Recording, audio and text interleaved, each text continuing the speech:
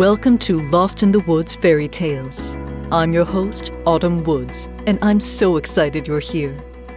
We're continuing our adventures in Wise Women, stories of women who wield their wisdom against adversity. Women who are smart, discerning, creative, cunning, and skilled. Women who use those gifts and talents in a godly way to guard themselves and others against evil. Our next story revisits the lost woman motif from Season 1, but with a twist. Even though the heroine of this English tale runs over a similar track as Cinderella and Thousand Furs, she never quite loses herself in the process, and she uses her wisdom to not only build a new life, but to reconcile with the heart that broke hers, something we rarely see in this type of story. So, let's get lost as we read the story of Kappa Rushes. Well, there was once a very rich gentleman, and he'd 3 daughters, and he thought he'd see how fond they were of him. So he says to the first, "How much do you love me, my dear?" "Why," says she, "as I love my life." "That's good," says he. So he says to the second, "How much do you love me, my dear?" "Why," says she, "better nor all the world." "That's good," says he. So he says to the third, "How much do you love me, my dear?" "Why, I love you as fresh meat loves salt," says she. Well, he was that angry. "You don't love me at all," says he, "and in my house you stay no more." So he drove her out there and then and shut the door in her face. Well, she went away on till she came to a fen, and there she gathered a lot of rushes and made them into a kind of a sort of a cloak with a hood to cover her from head to foot, and she hid her fine clothes. And then she went on till she came to a great house. "Do you want a maid?" says she. "No, we don't," said they. "I haven't nowhere to go," says she, "and I ask no wages and do any sort of work," says she. "Well," says they, "if you like to wash the pots and scrape the saucepans, you may stay," said they. So she stayed there and washed the pots and scraped the saucepans and did all the dirty work, and because she gave no name, they called her Kappa Rushes. Well, one day there was to be a great dance a little way off, and the servants were allowed to go and look on at the grand people. Kappa Rushes said she was too tired to go, so she stayed at home. But when they were gone, she offed with her Kappa Rushes and cleaned herself and went to the dance, and no one there was so finely dressed as her. Well, who should be there but her master's son? And what should he do but fall in love with her the minute he set eyes on her? He wouldn't dance with anyone else. But before the dance was done, Kappa Rushes slipped off and away she went home. And when the other maids came back, she was pretending to be asleep with her Kappa Rushes on. Well, next morning they said to her, "You did miss a sight, Kappa Rushes." "What was that?" says she. "Why, the beautifulest lady you ever did see, dressed right gay and gar. The young master, he never took his eyes off her." "Well, I should have liked to have seen her," says Kappa Rushes. "Well, there's to be another dance this evening, and perhaps she'll be there." But come the evening, Kappa Rushes said she was too tired to go with them. However, when they were gone, she offed with her Kappa Rushes and cleaned herself, and away she went to the dance. The master's son had been reckoning on seeing her, and he danced with no one else, and never took his eyes off her. But before the dance was over, she slipped off, and home she went, and when the maids came back, she pretended to be asleep with her Kappa Rushes on. Next day they said to her again, "Well, Kappa Rushes, you should have been there to see the lady. There she was again, gay and gar, and the young master, he never took his eyes off her." "Well, there," says she, "I should have liked to have seen her." "Well," says they, "there's a dance again this evening, and you must go with us, for she's sure to be there." Well, come this evening, Kappa Rushes said she was too tired to go, and do what they would, she stayed at home. But when they were gone, she offed with her caparushes and cleaned herself, and away she went to the dance. The master's son was rarely glad when he saw her. He danced with none but her, and never took his eyes off her. When she wouldn't tell him her name, nor where she came from, he gave her a ring and told her if he didn't see her again, he should die. Well, before the dance was over, off she slipped, and home she went, and when the maids came home, she was pretending to be asleep with her caparushes on. Well, the next day they says to her, "There, caparushes, you didn't come last night, and now you won't see the lady, for there's no more dances." "Well, I should have rarely liked to have seen her," says she. The master's son, he tried every way to find out where the lady was gone, but go where he might and ask whom he might, he never heard anything about her, and he got worse and worse for the love of her till he had to keep his bed. "Make some gruel for the young master," they said to the cook. "He's dying for love of the lady." The cook, she set about making it when caparushes came in. "What are you doing?" says she. "I'm going to make some gruel for the young master," says the cook, "for he's dying for love of the lady." "Let me make it," says caparushes. Well, the cook wouldn't at first, but at last she said yes, and caparushes made the gruel. And when she had made it, she slipped the ring into it on the sly before the cook took it upstairs. The young man, he drank it, and then he saw the ring at the bottom. "Send for the cook," says he. So up she comes. "Who made this gruel here?" says he. "I did," says the cook, for she was frightened, and he looked at her. "No, you didn't," says he. "Say who did it, and you shan't be harmed." "Well then, 'twas caparushes," said she. "Send caparushes here," says he. So caparushes came. "Did you make my gruel?" says he. "Yes, I did," says she. "Where did you get this ring?" says he. "From him that gave it me," says she. "Who are you then?" says the young man. "I'll show you," says she, and she offed with her caparushes, and there she was in her beautiful clothes. Well, the master's son, he got well very soon, and they were to be married in a little time. It was to be a grand wedding, and everyone was asked far and near, and Caparushes' father was asked, but she never told anybody who she was. Before the wedding, she went to the cook, and says she, "I want you to dress every dish without a mite of salt." "That will be rare nasty," says the cook. "That doesn't signify," says she. "Very well," says the cook. Well, the wedding day came, and they were married, and after they were married, all the company sat down to the dinner. When they began to eat the meat, it was so tasteless they couldn't eat it. But Caparush's father, he tried first one dish and then another, and then he burst out crying. "What is the matter?" said the master's son to him. "Oh," says he, "I had a daughter, and I asked her how much she loved me, and she said, as much as fresh meat loves salt.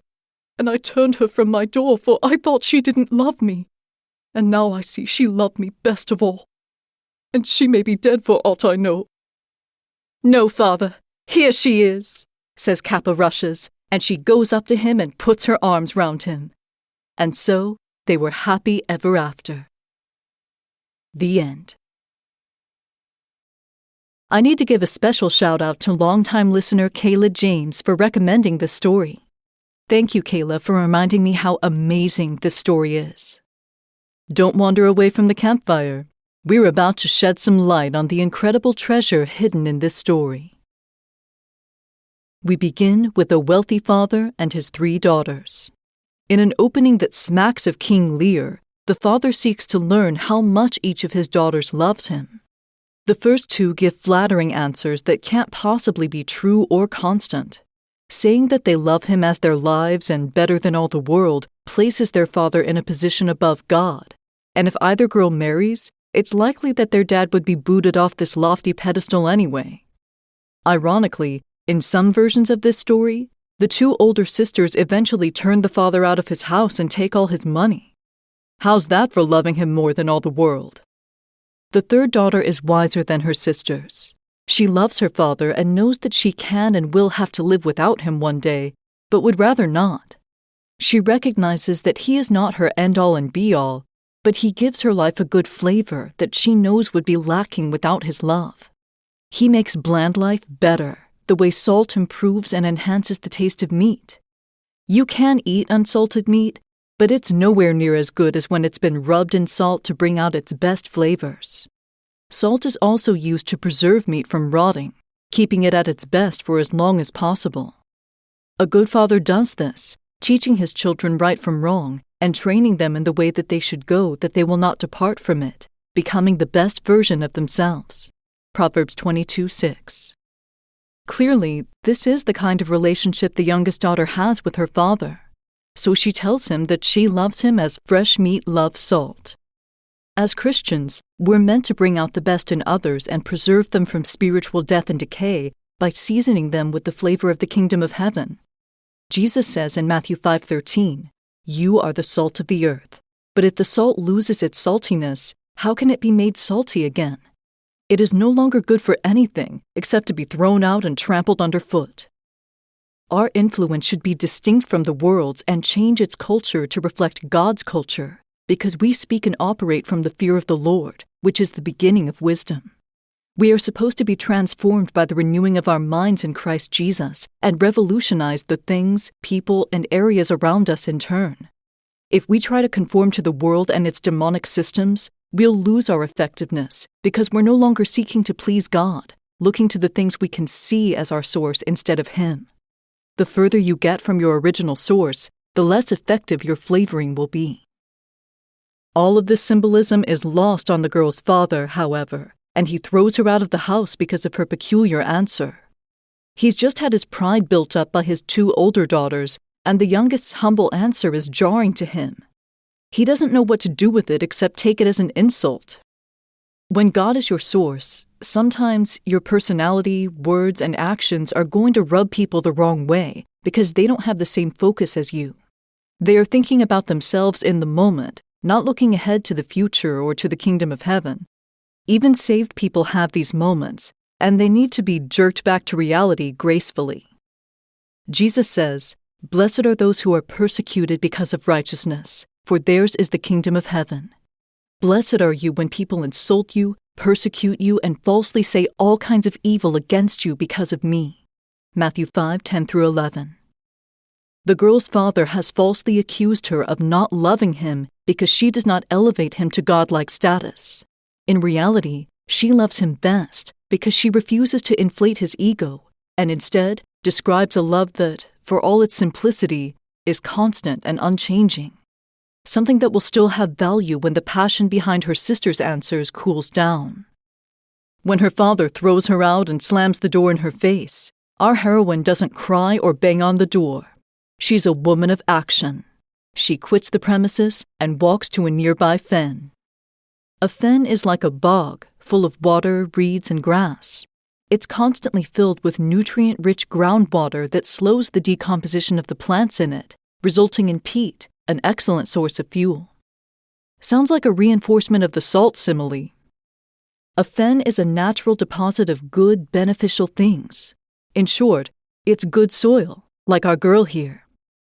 As we've seen in other Cinderella-type stories, a woman turning from her father's house to nature for refuge has come to the full acceptance of the fact that when her father forsakes her, the Lord will take care of her, supplying all her needs according to His riches and glory in Christ Jesus.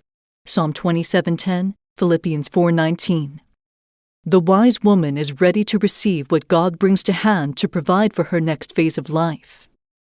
In other stories of this type, a drab disguise is often forced on the heroine or created for her from animal skin.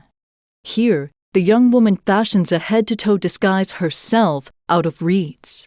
There is no horrific sacrifice or bullying involved in her covering. She methodically weaves it together out of durable, pliable material. Remember that weaving in fairy tales is a task similar to sifting and reflects the healing process of the heart. The weaver takes all the pieces of her life, the good and the bad, and, in imitation of God, weaves something practical for her good out of the individual pieces. The action represents connection and renewed thinking. Our heroine is not dissociating from her life, but pausing to make sense of it and move forward. She is still the daughter of a wealthy man. She retains her good character. She has been rejected by her earthly parent, but not by the Lord, and she will rise from this disaster and seek a new situation independent of her old life by His unusual but constant provision. She is like the reed she weaves, firm in her integrity, stance, and beliefs, but flexible in the way she bends with her circumstances to protect those intangible treasures. We get the idea that she's not going through a full identity crisis, but taking practical steps to get herself from A to B in a form that will be better received than her own. People would be suspicious of hiring a wealthy-looking woman who looks like she's never done a day's work in her life. But a shabbily dressed woman who looks down on her luck? That's more readily acceptable. This doesn't mean that she isn't dealing with what happened to her, or that her father's rebuff doesn't make her question herself as a valued daughter. Parental rejection does something even to the wisest and healthiest of people. But here's our clue that she's behaving pragmatically and not going through a Maid-Malene fugue. She keeps her finery on under the kappa rushes.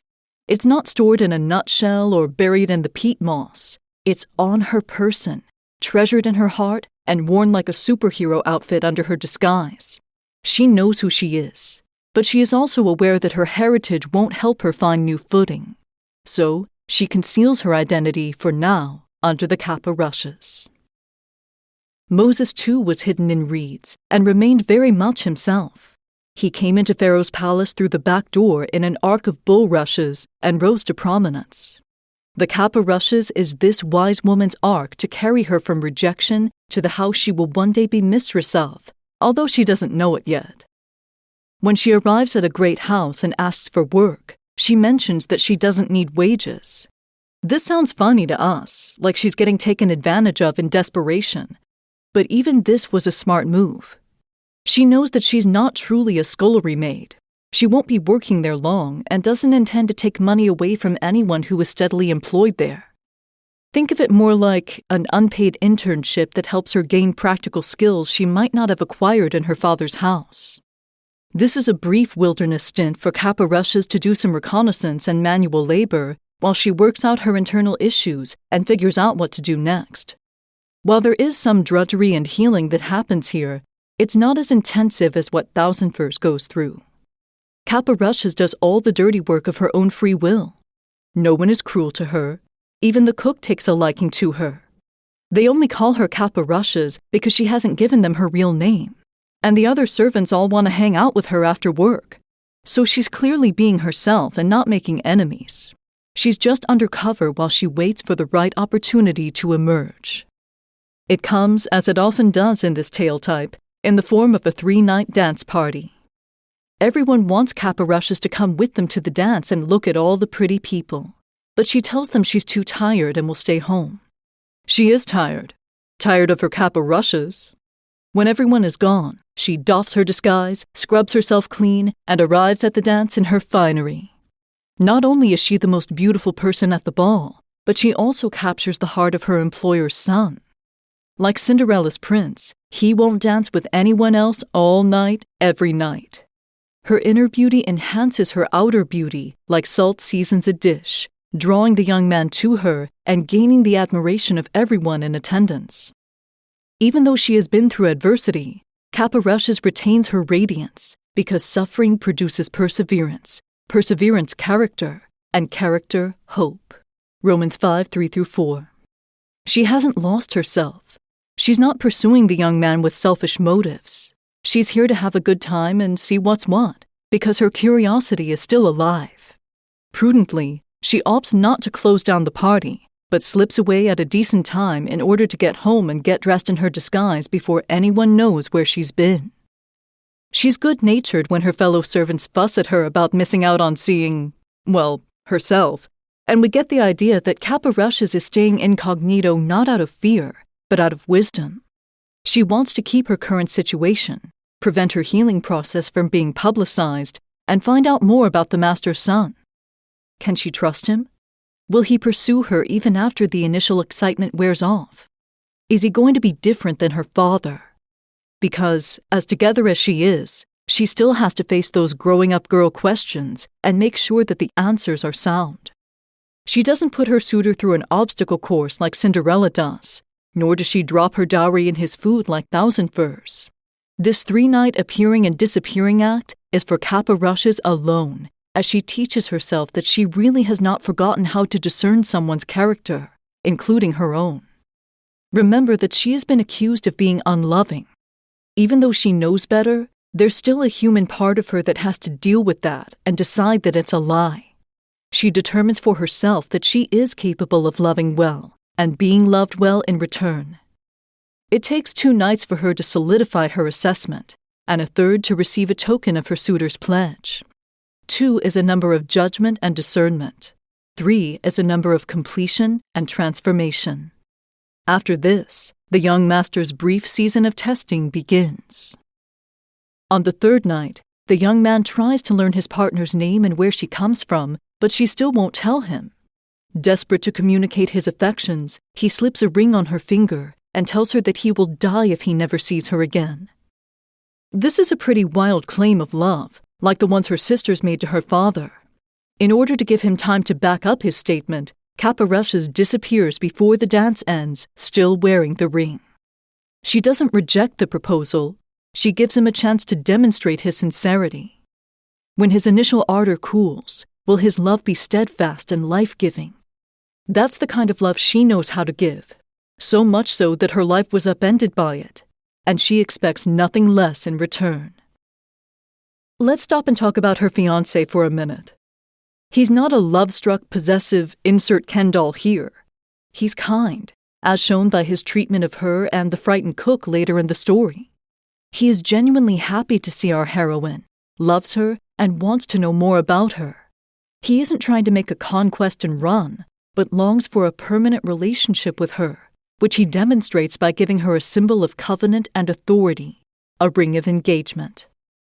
God desires intimacy like that and deeper with us. When we come to him through Jesus, the mediator of our new covenant, we are granted a measure of his power and authority. We are adopted into God's family, seated with Jesus in heavenly places, and given access to heavenly resources. What we bind or loose on earth is bound or loosed in heaven. Matthew 18:18. We are given authority to trample on serpents and scorpions and overcome all the power of the enemy and lay hands on the sick and have them recover. Luke 10:19, Matthew 10:1. Once upon a time, a signet ring carried the name of its owner, and anyone who carried that symbol walked in the authority of that person's name. We walk in God's authority through the name of Jesus. We didn't do anything to merit this, because while we were still sinners, Christ died for us. Romans 5:8.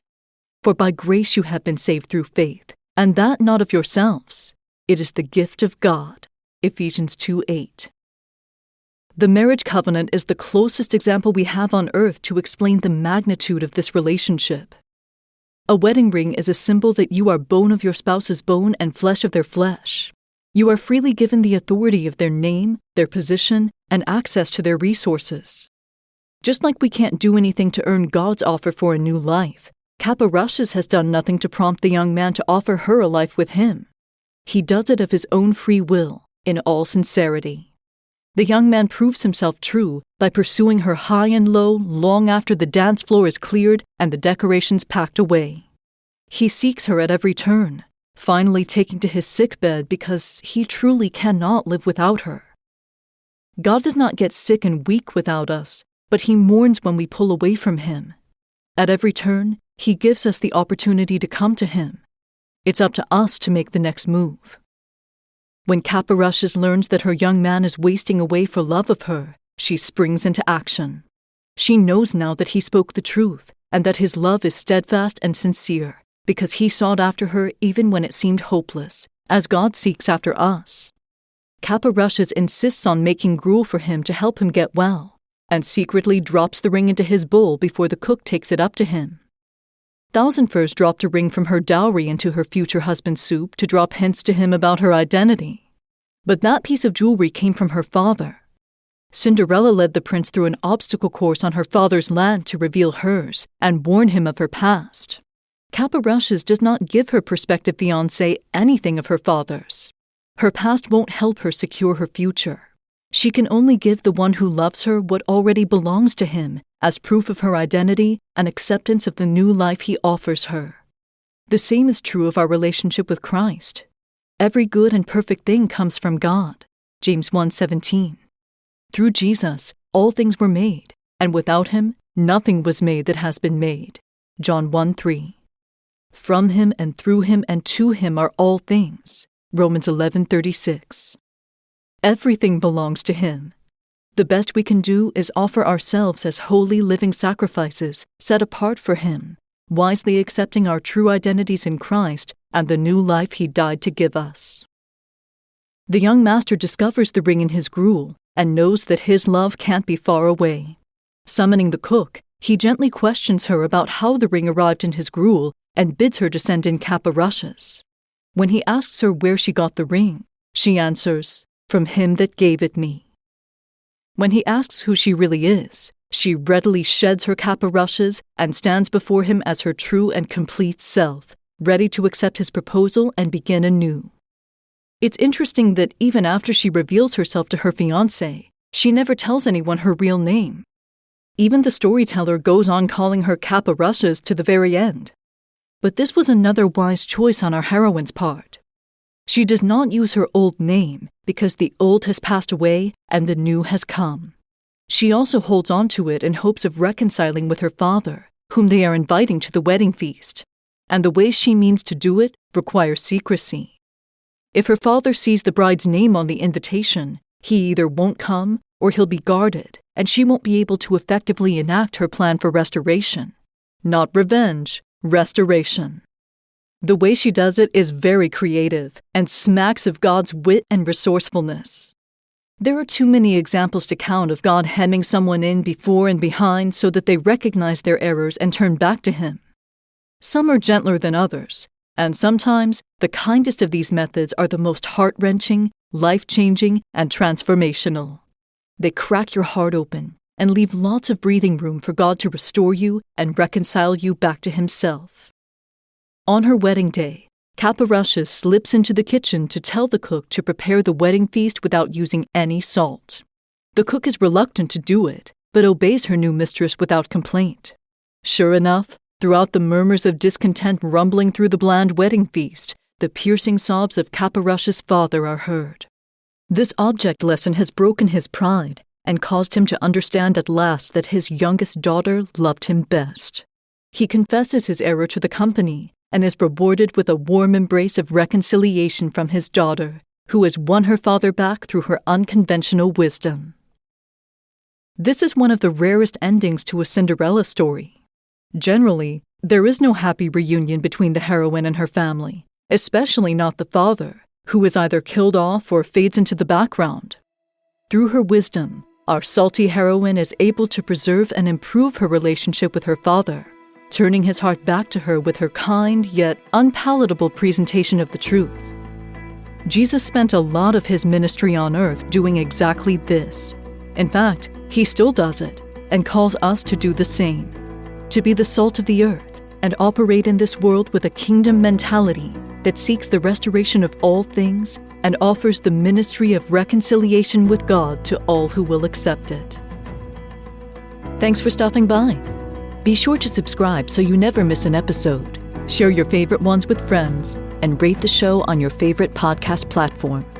If you'd like to be a part of what goes on in the fairy tale forest, click the Support the Show link in the show notes or follow me on Instagram.